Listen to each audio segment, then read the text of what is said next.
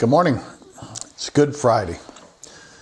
We want our teachers to take the day off and reflect on what this day and this weekend means to those of us that know the Lord Jesus.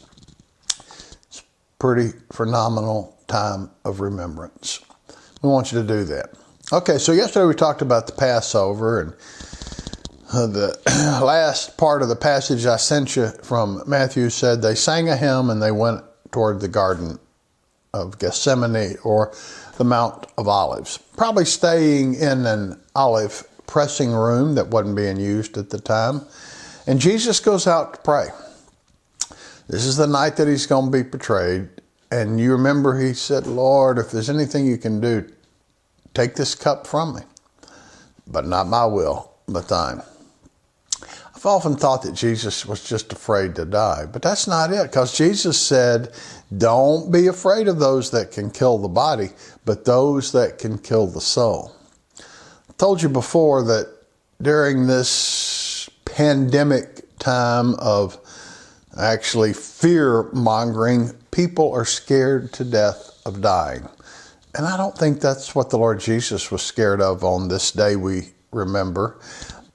What I think he was afraid of was the crushing weight of my sin and the sins of the world that separated him from the Father. He was God, a very God, and yet he was going to be removed from that position for a few minutes as God turned his back on his only Son.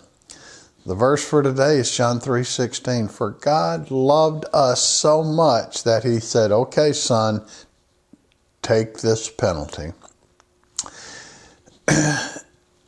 That whosoever believes in him should not perish, but have everlasting life. I think that our infatuation with living forever, people will do anything. I mean, the bizarre stuff that I read about, transfusions of baby blood, the stuff they use aborted fetuses for to prolong life. What people would do, whether it's chip implants in the brain or cryogenic freezing or whatever it is, people are scared to death of dying. And the Lord Jesus willingly went to the cross and suffered all kinds of stuff. Not that he was afraid, but because of his love, he did it.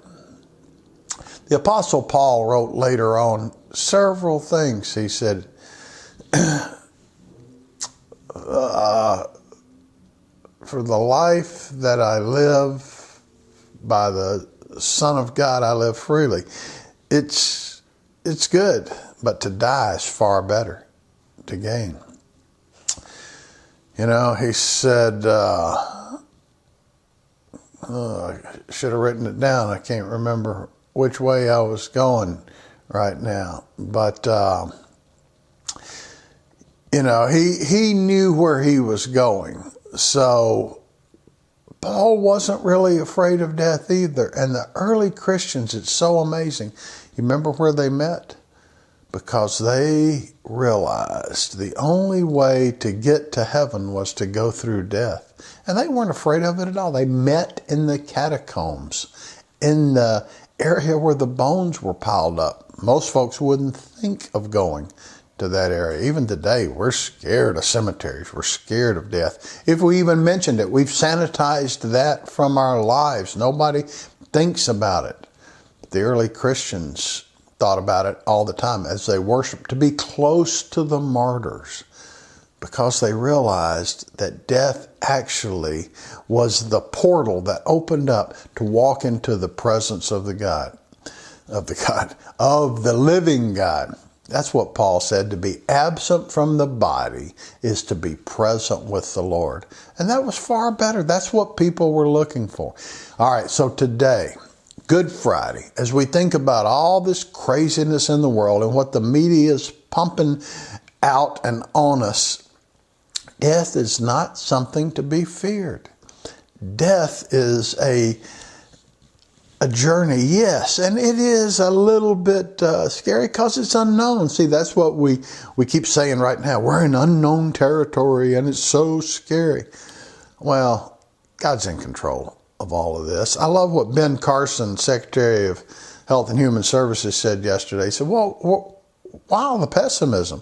98% of the people that get coronavirus recover. And yet we focus on the 1 or 2% and think, oh my goodness, the world's coming to an end. It's not. There's something much deeper going on there, and I'll do a video on what my thoughts are about this. But please, death is not something to be feared. It's not something the Lord Jesus feared. He willingly walked into it. He knew the weight of what he was taking in his body for the sins of the world would be far worse than the pain of dying. He did it. And then Sunday, he rose from the dead. What an amazing story. Something that gives us hope in these uncertain times. Something that gives us a purpose to life while we do what we do. Have a great weekend of reflection with your family. And remember, he is risen. And what you think when somebody says he is risen, or Christus anesti, he is risen indeed. That's the story that keeps us moving toward our goal. You guys have a great Good Friday. Thank you.